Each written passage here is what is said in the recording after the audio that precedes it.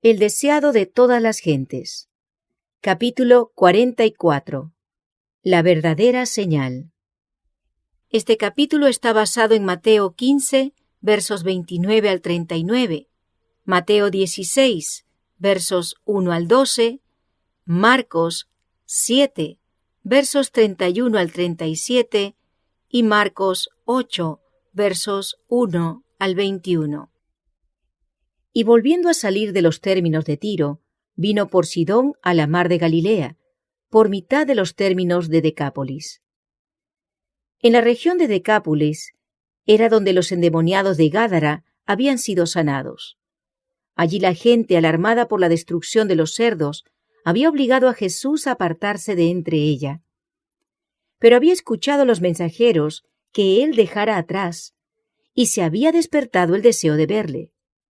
Cuando Jesús volvió a esa región, se reunió una muchedumbre en derredor de él, y le trajeron a un hombre sordo y tartamudo.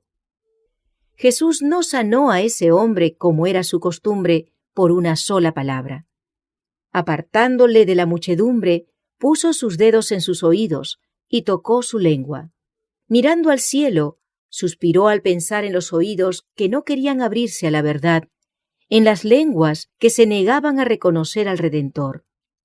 A la orden, «Sea abierto», le fue devuelta al hombre la facultad de hablar, y violando la recomendación de no contarlo a nadie, publicó por todas partes el relato de su curación. Jesús subió a una montaña, y allí la muchedumbre acudió a él trayendo a sus enfermos, y cojos, y poniéndolos a sus pies. Él los sanaba a todos, y la gente, pagana como era, glorificaba al Dios de Israel.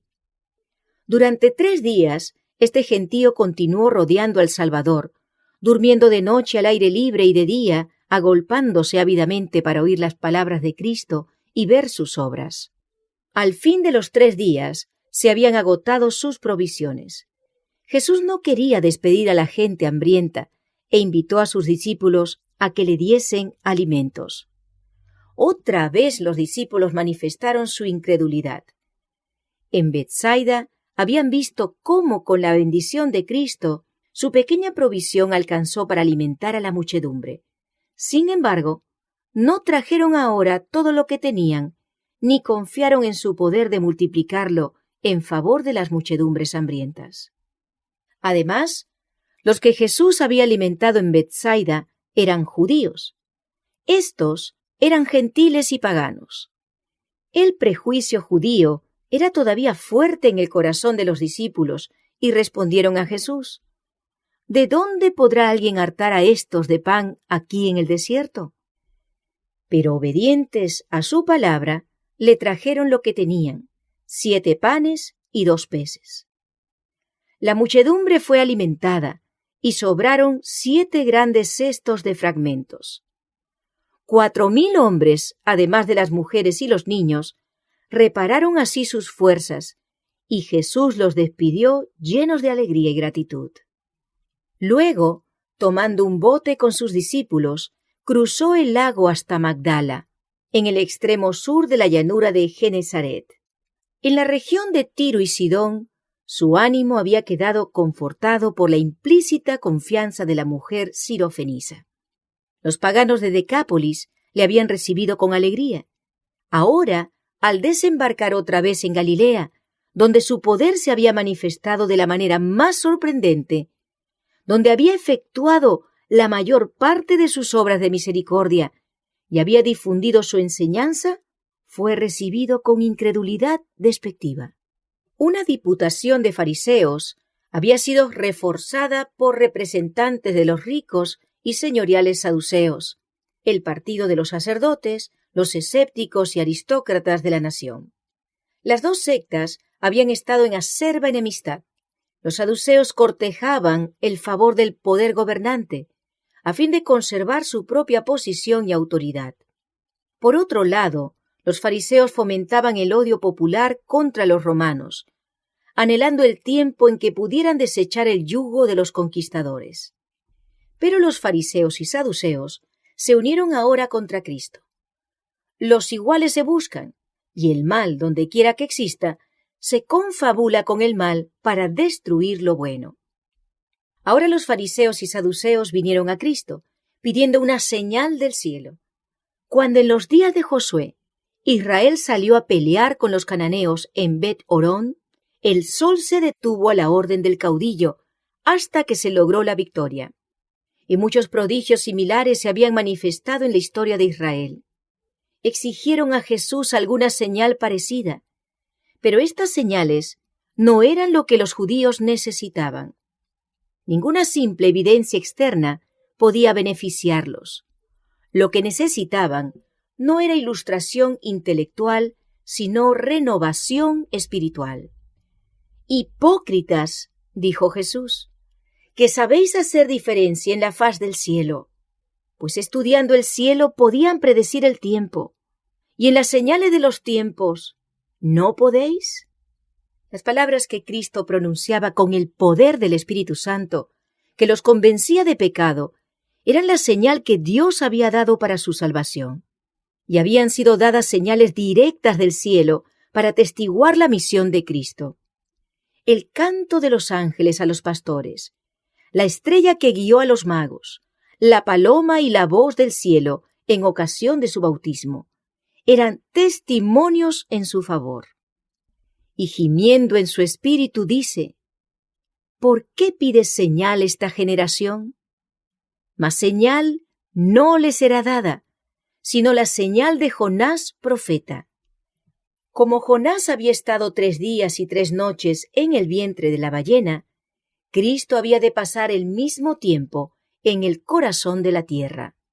Y como la predicación de Jonás era una señal para los habitantes de Nínive, la predicación de Cristo era una señal para su generación. Pero qué contraste en la manera de recibir la palabra. Los habitantes de la gran ciudad pagana temblaron al oír la amonestación de Dios. Reyes y nobles se humillaron. Encumbrados y humildes juntos, clamaron al Dios del cielo, y su misericordia les fue concedida.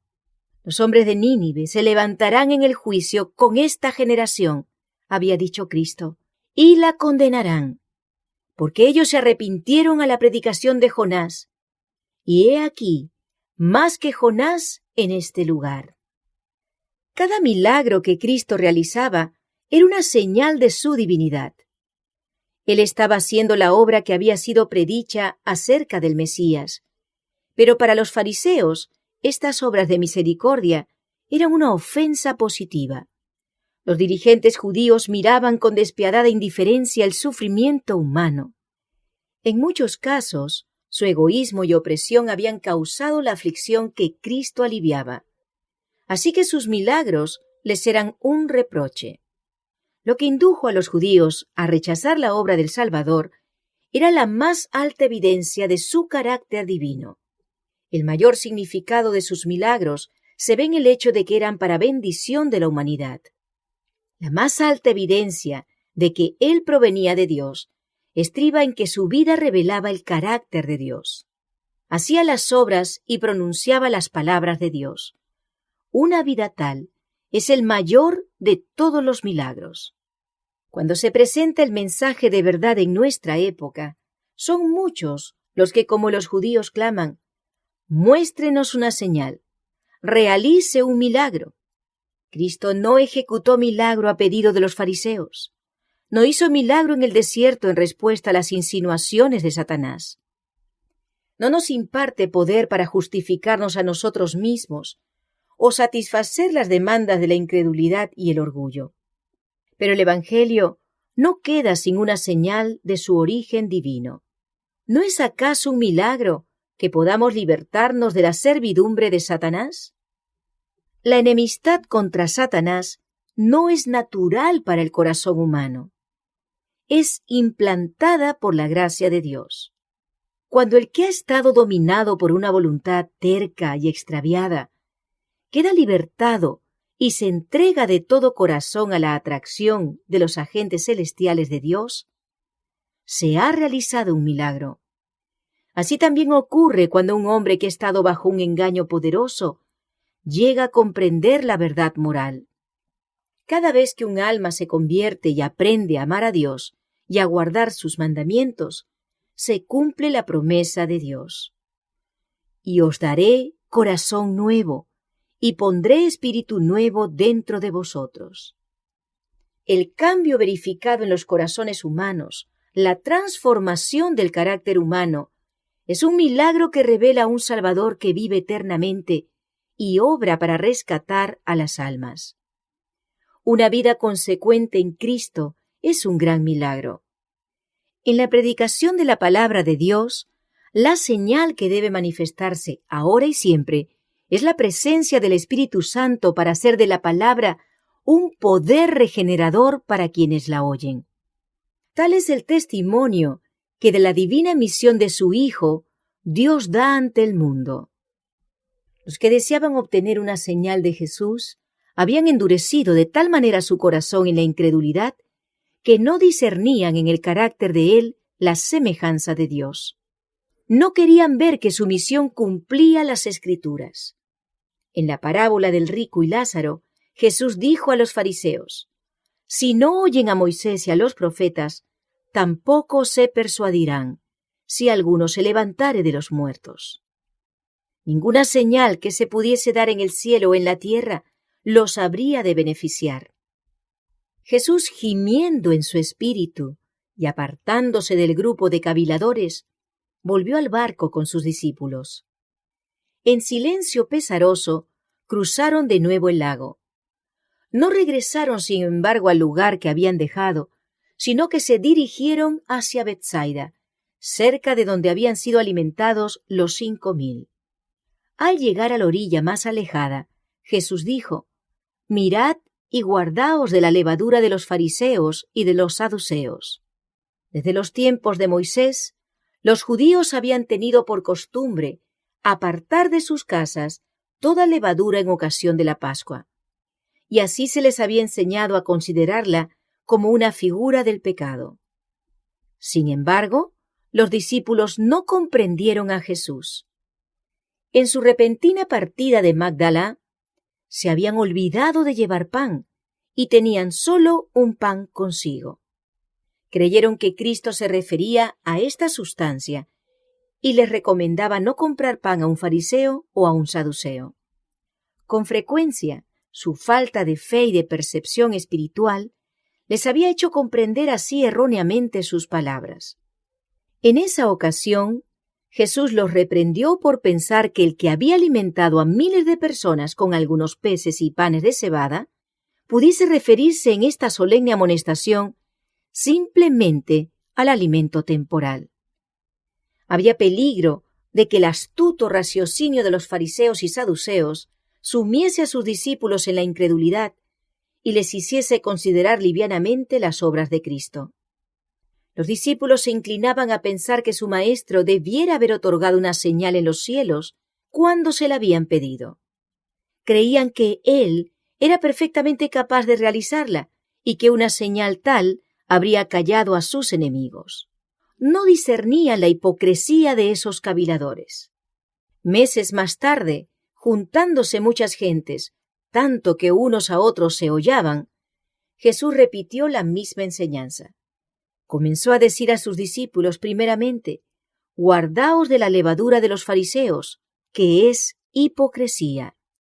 La levadura puesta en la harina obra imperceptiblemente y cambia toda la masa, de modo que comparta su propia naturaleza.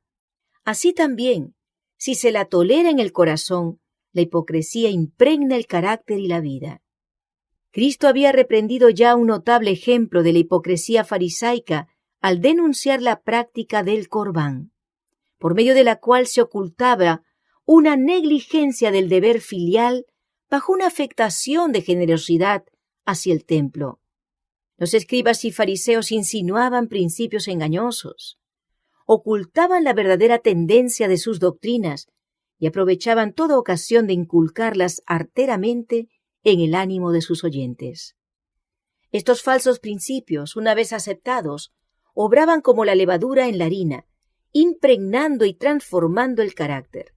Esta enseñanza engañosa era lo que hacía tan difícil para la gente recibir las palabras de Cristo. Las mismas influencias obran hoy por medio de aquellos que tratan de explicar la ley de Dios, de modo que la hagan conformar con sus prácticas. Esta clase no ataca abiertamente la ley, sino que presenta teorías especulativas que minan sus principios. La explican en forma que destruye su fuerza.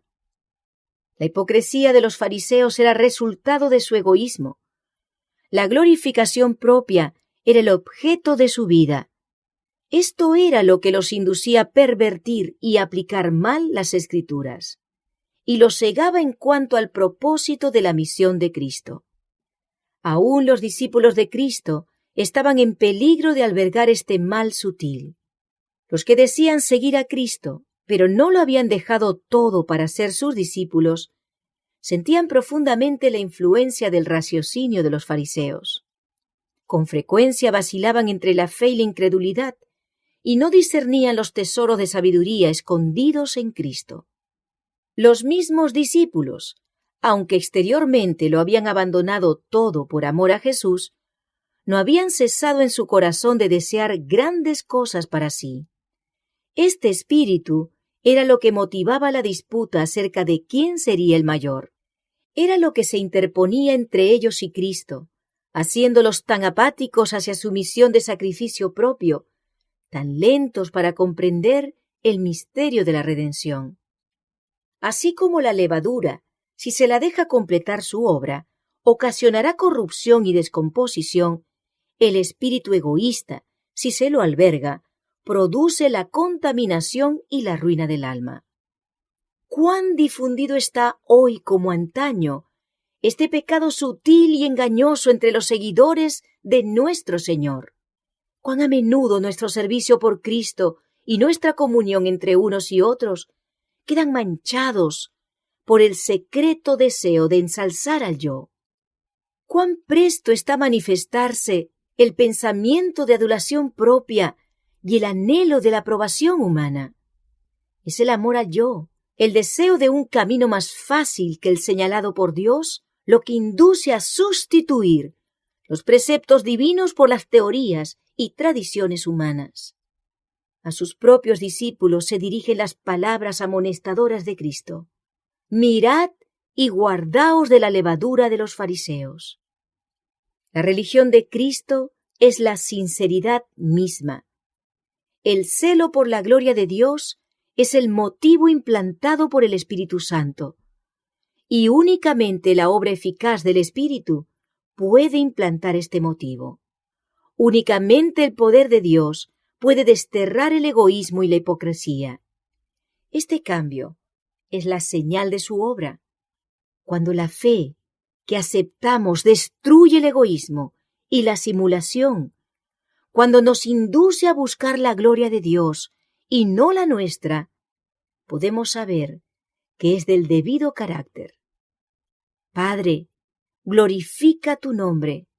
Fue el principio fundamental de la vida de Cristo, y si le seguimos, será el principio fundamental de nuestra vida. Nos ordena andar como Él anduvo, y en esto sabemos que nosotros le hemos conocido, si guardamos sus mandamientos.